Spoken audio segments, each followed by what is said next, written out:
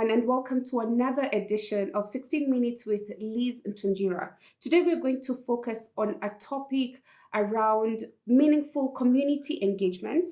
And my guest today is Francis Amonde, the founder and executive director of Cup of Uji, that addresses issues to do with hunger, advocates for education, and alleviating poverty at the community level. Karibu sana, Francis, and I'm so happy that you're here with us today. Thank you so much. The work that you do has, I've been a keen follower of the work that you do. It's been really phenomenal. How did you come up with the idea of Cup of Uji? Okay, so Cup of Uji is a long story. It's been a journey. So basically, and it started when because I've been passionate about kids from when I was also a kid. And then so growing up, I've loved children. And so there was this year I was still in campus, that was in 2011. And so I'd gone home in Homa Bay County. And so my late mom happened to be a primary school teacher in a school called Nyature Primary School. So when I went there, then I happened to find the school by then didn't have really proper infrastructure in terms of the classrooms. They were mud walled by then. And then most of the kids were kind of looking so weak. So I made a point of asking, like, what was their story, the story behind these children? Like, why were they in that manner? So then she explained to me that most of them in that community were coming from a point where either they were both like total orphans or partial orphans. And so a majority were staying with the grandparents. So these grandparents were apparently not able to afford 3 square meals in a day. So it meant they would come to school with either not having had breakfast or both breakfast and supper the previous night. So when I went back home, then I started thinking what I could do in a small way from my own pocket for these kids. And so as a result of that, what came to my mind was to do a school meal for them, which was lunch of rice and beans. But by then I looked at the expense side of it and I was like, I couldn't afford, I was a student. So then I said to myself, how about I do Uji? And that is how Cup of Uji was born from that point. Well, that's really a powerful story. Just, seeing people that you want to assist. A lot of young people and a lot of us think that to make any impact or to be a philanthropist or to really contribute to the society, you need to have lots and lots of millions of shillings in the bank account or millions of dollars. Is that the case? No, so that is not the case, because when I started Cup of Uji, it was focusing on the preschool children in that particular school. There were slightly over 100 children. And then for the porridge, what I had in mind is, because I couldn't afford the whole mixture that is nutritious, so I could only afford to go buy maybe white maize and then grind and then bring the flour to the school and then have the kids have porridge from that. So that was, by then I think a sack of maize was going for like, I think 3,500 shillings. And that is something that I could actually save on and be able to provide for the kids. So it doesn't need to really take much to, at the end of the day, make a difference. Yes. Yeah. And how many school children have you been able to support with this school feeding program? So when we started with slightly over 100 children. So right now, we're having like 5,295 children who benefit from that program every single day. Wow. Yeah. So in like 10 years, yes, that's how many people you've supported. Yes. Within the feeding program. I notice you also really love contributing, whether it's volunteering, offering your services for anybody, or medical camps or any camps that are in need. Tell us about that journey of really servitude, of giving back. Where is it something that is inborn with you? Where do you draw your inspiration from? Okay, I think service to humanity, basically it has to come from a perspective of passion. You have to be passionate about something, and you have to be passionate about also whatever you are going to be contributing towards. So especially for the medical camp that I used to volunteer to just go and do translations, because these were medics who are coming from outside the country and they would do medical camps twice in a year. And so they needed translators, because it would happen when mostly schools were in session, so they wouldn't even have a majority of young people being able to help them with translation. So you have these language barrier issues, and they've come, they want to treat people in a community, but they have language barrier issues. So you come in, you have to like get the explanation from the patient and then explain to them. So I think it comes from a point of just wanting to be there and make someone feel better at the end of the day. Yes. There was this recent study that said millennials and Gen Zers really suffer from having no values. We're not like, the previous generations, and people tend to be a bit selfish. What are some of the things that you would encourage young people to participate in at the community level? Okay, I think let me just say for most of young people, there is the tendency of want things to be a little bit faster than what we are used to in terms of systems. And so even in implementing certain stuff, we tend to want a process to move faster than what people would normally want it to be like.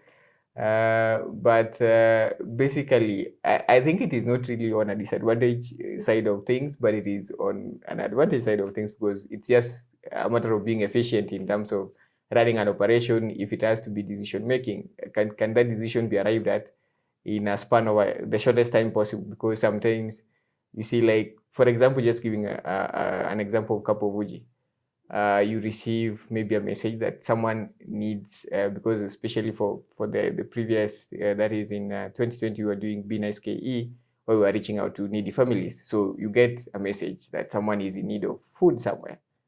Do you really need to debate about how to go about it, or do you need to act on it? So basically, you need to act on it because that person needs food and there is no any other option that they have. So you need to act on that request that has come in of someone who is in need of food somewhere, and then you go address the issue if you can, and then that is sorted. So I think it is a matter of just being efficient. Yeah. And what are some of the challenges you've encountered along this 10-year journey? Okay, the challenges, I wouldn't really want to focus on the challenges, because challenges need to be there to also grow us, to also make us have the experience, and also just to make you move to the next step. So basically, maybe a few of the challenges which I might highlight is in terms of financing and getting corporates to come on board to support. Though we've managed to get a few sometimes to come on board and just support as part of their CSR activities.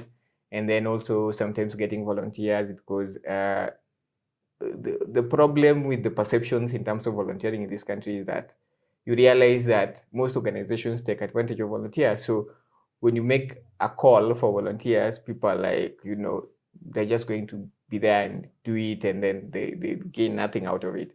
But we are trying to change that and make sure that when we are engaging volunteers, we at least meet some of their needs. We take care of their transport, we take care of their meals and all that stuff. And they really get to appreciate that, because at the end of the day, this person has sacrificed their time, they have sacrificed their resources to come for your event or to even serve kids. And so you need to actually show some appreciation to these people.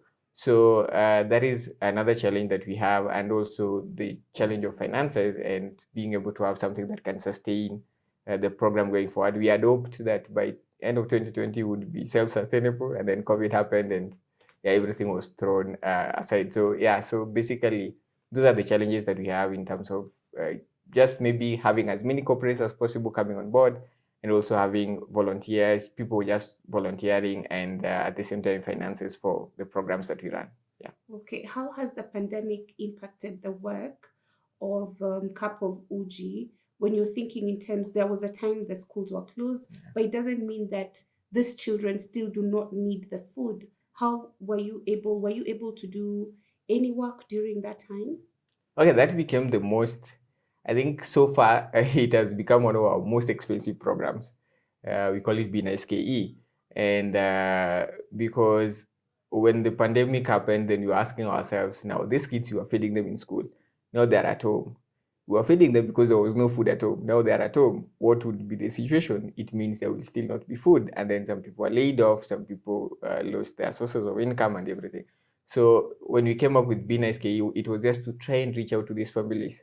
Now it became more expensive because we were not focusing on the single child that we were supporting in school, but we are now focusing on the entire family. So we came up with a package that had things like rice, beans, maize flour, and sugar, and then porridge flour, which and some soap and sanitizers, which we were giving to these families just to cushion them during that entire period. And it was like, yeah, it was expensive, but we had to really do it because we have schools that we support in different counties. So yeah, it became a little bit tricky in terms of resources because that was something so expensive. Yeah. Yeah. In terms of the next 10 years, Yes. where do you see the operations of Cup of Uji, and what are some of the opportunities that you look forward to?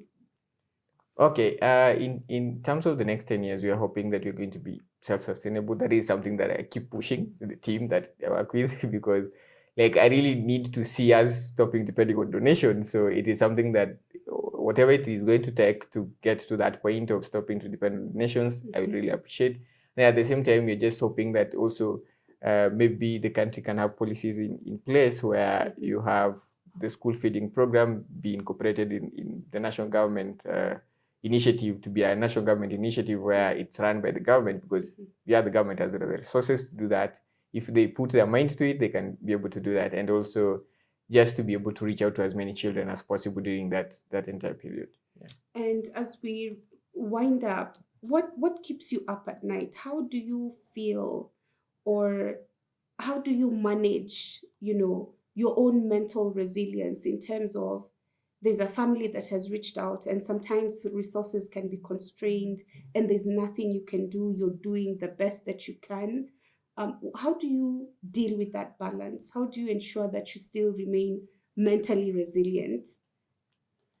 Yes, okay. One, I have a team around me, so which is a good thing because we talk to each other so often, be it in the middle of the night, we have conversations in case someone is having an issue and is like, oh, this is weighing me down and all that stuff. And so, and again, we also have, you need to also pray about some of these things because we, at the end of the day, we're human. So at the end of the day, we need to actually have a spiritual also connection.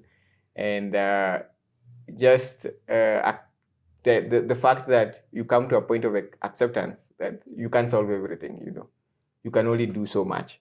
So that, I think that thought also makes someone be at peace because you can't address every other problem that comes your way. There are those that would come and you just say no, because we have other programs as well that aside from the feeding, we provide scholarships to students in high school and in universities.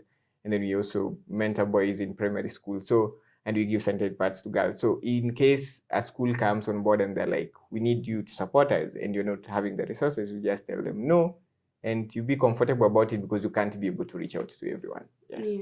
Yes. And finally, what are some of your sentiments to encourage young people out there during their free times to give, even giving time is really critical. Yeah. Volunteering in something that they're passionate about. What would you implore them to do? Okay, I think maybe most young people find it hard knowing what they're passionate about. I think when you volunteer in a cause, that's when you're able to see what is it that I'm good at. You're able to even develop your skills and all that stuff. But what I always tell young people is that each one reach one. If you want to make a difference, each like you just need to reach one person. You don't need to reach the 5,000 children we are currently reaching out to. You can reach one person. You can go help a kid. We currently have CBC. You can go help a kid who needs help with homework, because CBC, in terms of how it is functioning, is that a kid needs to be helped in terms of doing the homework. What if they have that grandparent who is illiterate? How will they be able to do their homework? So you can go volunteer, help that kid, just one kid. You don't have to do so much. So it's just each one, just reach one. Wow. Yeah. Thank you so much for the phenomenal work that you and your team are doing. We're so proud of, what you're doing to help children. It's really encouraging for our generation as well. Thank you so much for the opportunity to also be able to share a few insights on what you do and also share about the work that you do. Thank you so much. Absolutely. Thank you so much, Francis. There you had it, guys. Giving back doesn't mean you have to have millions in your bank account. It means giving your time, helping a child with homework, just doing whatever you can to support somebody else who's in need of that help.